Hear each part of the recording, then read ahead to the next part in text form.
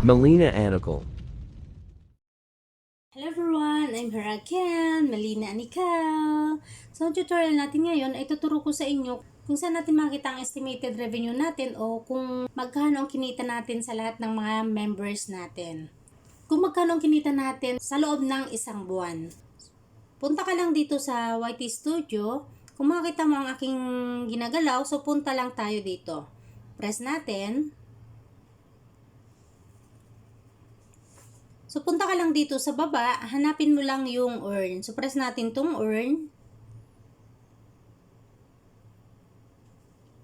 Scroll up mo lang, scroll up. Then, hanapin mo lang yung memberships. Then, buksan natin to, press mo lang tong manage. Press natin. So, kung makita nyo guys, andito yung ating estimated revenue. So, ito yung kinita natin sa ating mga members sa loob ng isang buwan. So, last 31 days. So, ang aking mga members ay kumita ako ng 4.84 US dollar.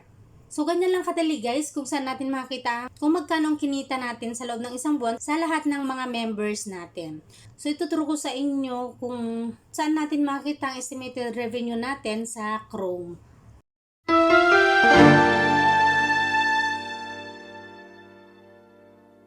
So, punta tayo dito sa Chrome. Kung nakita mo itong ginagalaw ko, so, punta ka lang dito. Press natin.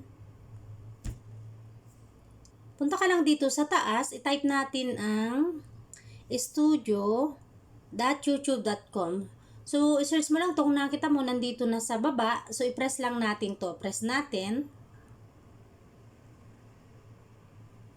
So, nandito na tayo. Kung makita mo yung nakahilera dito, so, punta ka lang dito sa dollar sign, yung third to the last. So, 1, 2, 3. So, press lang natin to. Press natin.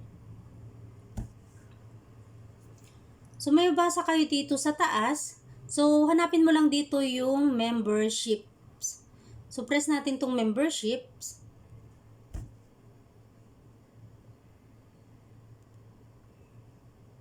So, kung nakita mo yung estimated revenue natin sa ating members, so, kung makita mo to, full screen natin, full screen.